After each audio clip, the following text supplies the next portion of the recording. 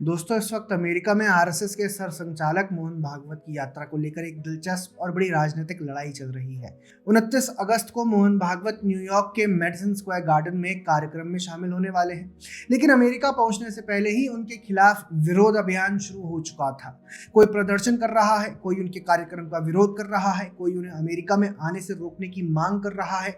और अब एक अमेरिकी सरकारी आयोग USCIRF इसने मोहन भागवत का वीजा रद्द करने और कार्रवाई तक की मांग करती है। सिर्फ यही नहीं, सोशल मीडिया प्लेटफॉर्म एक्स ने मोहन भागवत के न्यूयॉर्क कार्यक्रम के आयोजक संगठन अहेड फोरम का अकाउंट ब्लॉक कर दिया है। ये कार्यक्रम को मेडिसन स्क्वायर गार्डन में यूनिवर्सल वननेस सेलिब्रेशन के नाम से होना है, जो आरएसएस की शताब्दी वर्ष के वैश्विक आउटरीच का हिस्सा है। आयोजकों का कहना है कि उनके अकाउंट पर केवल शांति, सद्भाव और अंतरधार्मिक संवाद से जुड़ी सामग्री ही पोस्ट की गई थी, इसीलिए निलंबन गलती से हुआ होगा और उन्होंने अकाउंट बहाल करने की अपील की है। दोस्तों, पहली नजर में ये सब अलग अलग घटनाएं लग सकती हैं, लेकिन जब आप एक एक करके इन लोगों, संस्थाओं और संगठनों को देखना शुरू करते हैं तो एक बड़ा सवाल खड़ा होता है। आखिर आरएसएस और मोहन भागवत को लेकर अमेरिका में इतनी बेचैनी क्यों है? और इस पूरी कहानी में एक और दिलचस्प नाम है, TRT वर्ल्ड। तुर्की के स्टेट फंडेड इंटरनेशनल ब्रॉडकास्टर ने भी इस विवाद को एम्पलीफाई किया है। दोस्तों, साफ दिख रहा है कि अलग अलग देशों, अलग अलग संस्थाओं और अलग अलग आइडियोलॉजिकल बैकग्राउंड से आने वाले लोग इस वक्त एक ही विषय पर अपनी आवाज मिला रहे हैं, आरएसएस और उसकी आइडियोलॉजी। और अब आते हैं इस पूरी कहानी के सबसे महत्वपूर्ण इंस्टीट्यूशन पर, USCIRF यानी United states commission on international religious freedom. ये कोई सामान्य एनजीओ नहीं है दोस्तों, ये अमेरिकी फेडरल गवर्नमेंट द्वारा स्थापित एक कमीशन है जिसका काम दुनिया के अलग अलग देशों में रिलीजियस फ्रीडम की स्थिति पर नजर रखना और अमेरिकी सरकार को रिकमेंडेशंस देना है। लेकिन भारत के मामले में USCIRF का ट्रैक रिकॉर्ड लगातार बेहद क्रिटिकल रहा है। कई वर्षों से भारत को कंट्री ऑफ पर्टिकुलर कंसर्न यानी CPC घोषित करने की रिकमेंडेशन करता रहा है, और अब मामला सिर्फ क्रिटिसिज्म तक नहीं पहुंचा है। मोहन भागवत की अमेरिकी यात्रा के दौरान USCIRF ने एक ऐसा स्टेटमेंट जारी किया है जिसमें भारत में कथित रिलीजियस फ्रीडम वायलेशंस को लेकर कार्रवाई की मांग की गई है। कमीशन ने आरएसएस से जुड़े लोगों और भारतीय अधिकारियों के खिलाफ टारगेटेड सैंक्शंस की बात की है। और सबसे बड़ी बात, USCIRF ने मोहन भागवत का अमेरिकी वीजा रिवोक करने और भविष्य में उनकी एंट्री को रोकने की मांग तक कर दी है। सिर्फ यही नहीं, न्यू इंडिया अब्रॉड में प्रकाशित एक आर्टिकल में USCIRF के दो पूर्व चेयरपर्सन नदीन मेंजा और स्टीफन श्निक ने ट्रंप एडमिनिस्ट्रेशन से मोहन भागवत की अमेरिका यात्रा पर पुनर्विचार करने की अपील की। अब यहाँ सवाल उठता है, आखिर USCIRF भारत को लेकर इतना लगातार क्रिटिकल क्यों रहा है? भारत सरकार पहले भी USCIRF की रिपोर्ट्स को रिजेक्ट कर चुकी है, उसे बायस तथा क्रेडिबिलिटी लैकिंग बॉडी बता चुकी है। दूसरी तरफ USCIRF का कहना है कि वह भारत में रिलीजियस माइनॉरिटीज के अधिकारों को लेकर गंभीर चिंताएं व्यक्त कर चुकी है। लेकिन जब एक इंस्टीट्यूशन बार बार एक ही देश को CPC डिजिग्नेशन और सैंक्शंस जैसे कठोर कदमों के लिए रिकमेंड करता है, तो उसके अपने असेसमेंट और उसके डिसीजन मेकर्स की न्यूट्रलिटी पर सवाल उठना तो स्वाभाविक है। और यही कहानी हमें USCIRF के मौजूदा चेयर आसिफ महमूद तक लेकर जाती है। आसिफ महमूद जो पाकिस्तान से हैं, इस समय USCIRF के चेयरमैन हैं। यानी भारत जैसे देशों की रिलीजियस फ्रीडम पर असेसमेंट और अमेरिकी पॉलिसी रिकमेंडेशंस देने वाले कमीशन का नेतृत्व तो उनके हाथ में है, एक पाकिस्तानी के हाथ में। लेकिन सोशल मीडिया पर उनका एक पुराना ट्वीट फिर से सर्कुलेट हो रहा है। इस ट्वीट में पाकिस्तान के बारे में बात करते हुए ऐसी भाषा इस्तेमाल की गई थी जिसमें पाकिस्तान को इस्लाम के आधार पर बना देश बताया गया और हिंदू तथा सिख्स को लेकर बेहद विवादित बातें कही गई थी। अब यहाँ मुद्दा आसिफ महमूद की आइडेंटिटी, उनका धर्म नहीं है, मुद्दा सिर्फ और सिर्फ उनके अपने पब्लिक स्टेटमेंट्स हैं। क्योंकि सवाल यह है कि अगर कोई व्यक्ति आज रिलीजियस फ्रीडम और माइनॉरिटी राइट्स पर दुनिया के देशों को जज करने वाली संस्था का चेयर है, तो क्या उसके अपने पुराने पब्लिक स्टेटमेंट्स उसकी इम्पार्शियलिटी को लेकर लेजिटिमेट सवाल पैदा नहीं करते? खासकर तब जब वही कमीशन भारत और आरएसएस के खिलाफ सैंक्शंस जैसी कार्रवाई की मांग कर रही हो। अब इसी USCIRF स्टेटमेंट के एक दूसरे हिस्से को देखिए। कमीशन ने असम में मुसलमानों के कथित तौर पर फोर्सफुली एक्सपेल्ड होने जैसी बातें उठाई हैं। इस पर असमीज मुस्लिम और सोशल मीडिया कमेंटेटर जिबा जुराया ने एक ट्वीट किया। उनका सवाल बेहद सीधा था। उन्होंने कहा था कि यूएससीआईआरएफ अब उन्हें एक असमीज मुस्लिम को ये बता रहा है कि उनके जैसे मुस्लिम्स को असम से जबरन निकाला जा रहा है। उन्होंने सीएए, एनआरसी और लीगल प्रोसेस का संदर्भ देते हुए यूएससीआईआरएफ के नैरेटिव पर सवाल खड़ा किया।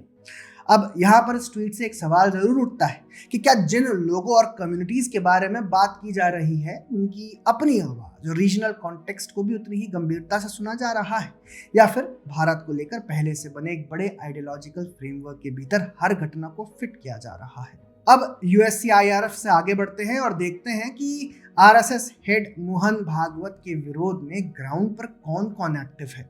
न्यूयॉर्क में हुए विरोध प्रदर्शनों की तस्वीरें सामने आई, जिसमें इंडियन अमेरिकन काउंसिल यानी IAMC और हिंदूज फॉर ह्यूमन राइट्स यानी HFHR जैसे संगठनों की मौजूदगी दिखाई थी। हिंदुओं के ह्यूमन राइट्स की बात करने वाला एक संगठन और Indian Muslim diaspora advocacy group दोनों आरएसएस और मोहन भागवत के खिलाफ प्रोटेस्ट स्पेस में साथ दिखाई दे रही हैं। दोनों ही एनजीओज भारत के खिलाफ एजेंडा फैलाने के लिए जाने जाते हैं। IAMC का तो पाकिस्तानी जमात से कनेक्शन है, वहीं हिंदूज फॉर ह्यूमन राइट्स तो सोरोस से रिलेटेड है। इसकी को फाउंडर सुनीता विश्वनाथन जो सोरोस से जुड़े ऑर्गेनाइजेशन में काम कर चुकी हैं, साथ ही ये राहुल गांधी को भी जानती हैं। और इसी विरोध प्रदर्शन को लेकर हिंदू अमेरिकन फाउंडेशन की सुहाग शुक्ला ने एक सवाल उठाया है। IAMC और HFHR दोनों इस प्रदर्शन का क्रेडिट ले रहे हैं, लेकिन असली सवाल यह है कि पीटर फ्रेडरिक वहां पहुंचे कैसे। और यहां से इस कहानी का एक और कैरेक्टर सामने आता है। पीटर फ्रेडरिक कोई रैंडम प्रोटेस्टर नहीं है दोस्तों, ये एक ऑथर, कथित जर्नलिस्ट है। कई वर्षों से आरएसएस हिंदुत्व और अमेरिका में मौजूद हिंदू नेशनलिस्ट नेटवर्क्स पर प्रोपेगेंडा फैलाता रहा है। सिर्फ यही नहीं, ये प्रतिबंधित आतंकी भजन सिंह भिंडर के फ्रंटमैन के तौर पर भी काम कर चुका है। भजन सिंह भिंडर पर भारत को तोड़ने की साजिश में ISI के साथ K2 डेस्क पर काम करने के आरोप रहे हैं। द पैम्फलेट ने पहले दोस्तों खुलासा किया था कि ओवरसीज INC का एक कार्यकर्ता पीटर फ्रेडरिक के साथ जुड़ा हुआ था। गौर करने वाली बात यह भी है कि भारत सरकार की कानूनी मांग के बाद पीटर फ्रेडरिक का एक्स अकाउंट भारत में विदल्ड कर दिया गया था। तो आप समझे कैसे कैसे लोग अपने बिलों से निकल रहे हैं ताकि आरएसएस चीफ मोहन भागवत का विरोध किया जा सके। फिर कहानी में एंट्री होती है न्यूयॉर्क के मेयर और आरफा खानम शेरवानी के फेवरेट ज़ोहरान ममदानी की। इन्होंने भी मोहन भागवत के मेडिसन स्क्वायर गार्डन कार्यक्रम का खुलकर विरोध किया है। Our city's history, and my mother's family is all still in India, and the vision of India that I was taught by my family and the one that I grew up being very familiar with was of a pluralistic society, of a secular republic that believed in the belonging of each and every person who was from India. And it has been incredibly troubling to see the rise of a movement that is predicated on an exclusionary vision of any country, frankly. And so it is one that I find myself in deep opposition to, not only as an Indian American, but also as the mayor of a city that believes deeply in the belonging of each and every person, no matter their color, their creed, their religion, their faith. New York की political leadership का एक important face openly इस कार्यक्रम के खिलाफ अपनी position रख रहा है। यानी एक तरफ USCIRF जैसी फेडरल कमीशन है, दूसरी तरफ एडवोकेसी ग्रुप्स है, तीसरी तरफ लंबे समय से आरएसएस की आलोचना करने वाले एक्टिविस्ट राइटर्स हैं, और अब पॉलिटिकल लीडरशिप भी इस डिबेट में खुलकर उतर रही है। और इसी संदर्भ में येल लेविन का ट्वीट भी सामने आता है। उनका सवाल ये है कि अगर कोई मेयर किसी हिंदू गैदरिंग के खिलाफ इतनी स्पष्ट राजनीतिक पोजीशन लेता है तो क्या यही स्टैंडर्ड दूसरे रिलीजियस कम्युनिटीज के इवेंट्स पर भी लागू होगा? क्या अमेरिका की पॉलिटिक्स में अलग अलग रिलीजियस कम्युनिटीज और उनकी आइडियोलॉजीज के लिए अलग अलग पॉलिटिकल स्टैंडर्ड्स बन रहे हैं? दोस्तों, अब इन सारी घटनाओं को एक साथ रखकर देखिए। मोहन भागवत अमेरिका जाते हैं, उनके मेडिसन स्क्वायर गार्डन इवेंट के खिलाफ प्रोटेस्ट शुरू होते हैं। IAMC और हिंदूज फॉर ह्यूमन राइट जैसे एडवोकेसी ग्रुप सक्रिय होते हैं। पीटर फ्रेडरिक जैसे लंबे समय से आरएसएस के आलोचक वहां मौजूद होते हैं। न्यूयॉर्क मेयर ज़ोहरान ममदानी इस इवेंट का विरोध करते हैं। USCIRF सैंक्शंस और वीजा रिवोकेशन जैसे कार्रवाई की मांग करता है। और इस पूरी कंट्रोवर्सी को TRT वर्ल्ड जैसा Turkish state funded international broadcaster भी अपनी कवरेज के जरिए एम्पलीफाई करता है। यहाँ असली लड़ाई सिर्फ मोहन भागवत के कार्यक्रम की नहीं है, ये सिर्फ एक वीजा, एक प्रोटेस्ट या एक स्टेटमेंट की लड़ाई भी नहीं है। यहाँ एक बड़ी आइडियोलॉजिकल कॉन्फ्लिक्ट है।